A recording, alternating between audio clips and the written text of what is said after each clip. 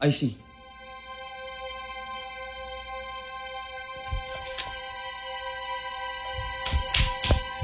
Sige, mauna na ako.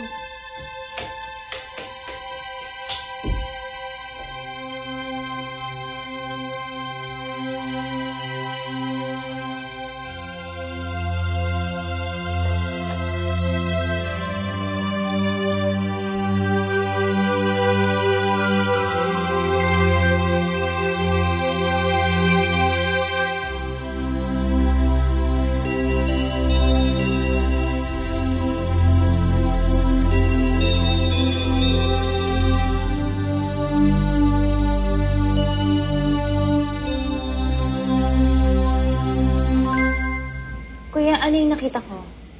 Were you about to kiss her? No, I'm not. Ano pinagsasabi mo? Oh, come on. Alam ko yung nakita ko, huwag ka na mag-deny. Kuya, alam mo, ayokong makialam eh. Pero, control yourself naman. Kung ano yung nararamdaman mo kay Riray, pigilan mo. Bakit? Kuya, ano ka ba? Look at you. Sikat ka. Kilala ka. Ano ba si Riray? Kuya, magkaiba kayo. Ang layo ng agwat mo. So, paano mo siya ipapakilala sa mga tao? Paano mo siya ihaharap? Ha? Paano kung bigla na lang lumabas yung ugali niya bilang isang babaeng tagagupat? Paano kung malaman nila yung background niya? Kuya, mapapahiya ka lang. Baka masira pa yung karir mo nang dahil lang sa babaeng yan. So please naman kuya, kung ayaw mo talaga kay Luis, humanap ka naman ng ka-level mo.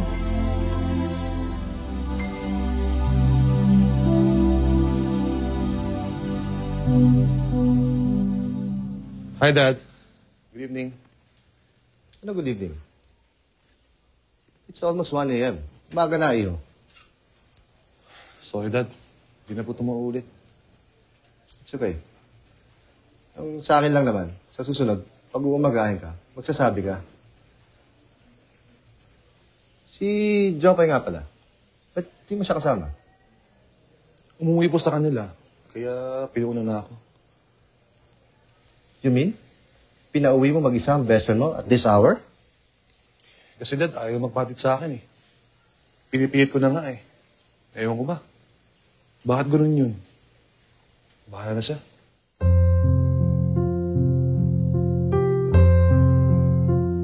Ano po pa? Jopay, anak, kawa ka ng Diyos. Oh, kumain na kayo? Oo. Kumita po ba tayo ngayon, pa? Hindi. Alam mo, napakabait pala nung kaibigan mo. Isipin mo yun. Dinalaw ko pa dito. Nagdala pa ng pagkain. Talaga ho? Oo. Inasan po siya? Ay, may pinuntahan lang doon. Ano pala siya? Hello, Jopay! Naku, kung alam ko lang na uuwi ka na, di sana sinabay na kita. Mang Leo, una na po ako ha. Jopay, bye-bye. Salamat, Iha.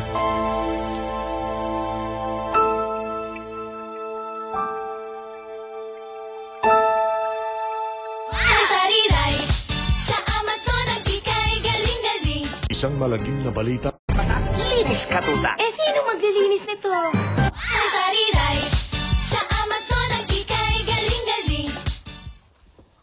Luis, sandali.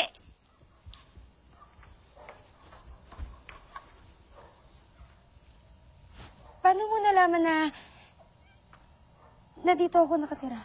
Paano ko nalaman na isa kang sinungaling? Na nagpapanggap ka na magandang pamumuhay niyo pero hindi naman pala talaga. Paano mo nga nalaman? Actually, aksidente ko lang nalaman.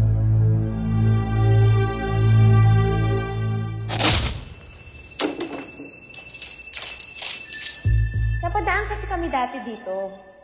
Pero nagulat ako nung nakita kita. Ay, pasensya na. Sige po, danap po kayo. Sige po. Sino yung pulutan? Wait, ano ba? PR ka ng PR dyan eh. Halika na nga. Marami pong loko rito eh. Makakapatag tayo.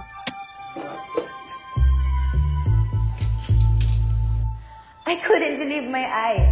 Kasi inakala ko na kasing level mo si Tari.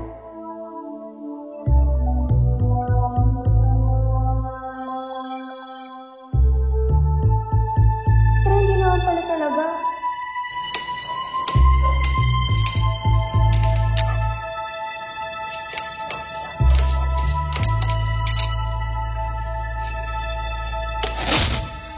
Kaya nga tinatanong ko kayo kanina kung paano kayo nagkakilala.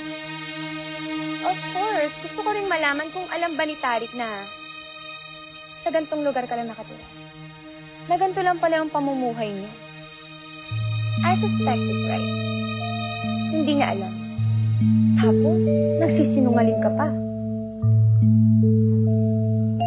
Hindi naman ganito ang buhay namin dati eh. May magandang trabaho si Papa. Tsaka, maganda yung I don't need your explanation. I will keep quiet. Hindi ako magsasabi kay Tari. If you also promise me na wala kang pagsasabihan sa mga nalalaman mo tungkol kina Mumay at Rochelle, kina Aifa, at Riray. Bakit ayaw malaman nila na si Rochelle na ng mami mo? Tsaka, I don't need to explain. Yung tanong kong sagutin mo. Tatahimik ka ba? O gusto mong malaman ni Tarik yung sikreto mo? I'm sure magagalit yun. Diba, hate niyang liars? Wag. Huwag mong sasabihin sa kanya. Sige. Huwag ka mag-alala. Wala akong sasabihin kay Aifa at kay Riray. Madali ka lang palang kausap eh.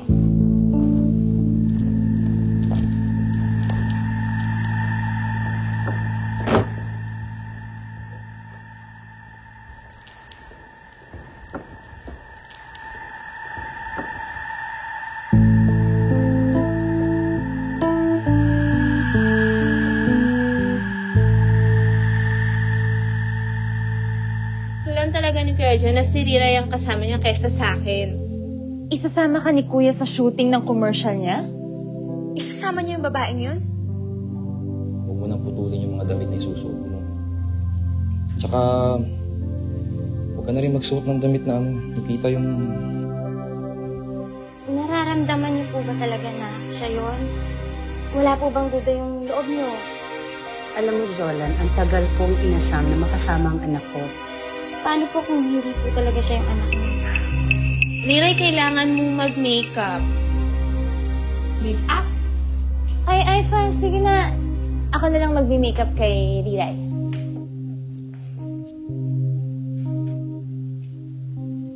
Jan? Hindi mo sa mukha mo.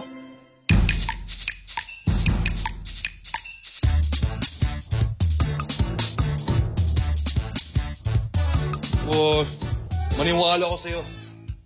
Hindi mo ata pinuntahan si Luis, no? Sumapit kaya ako.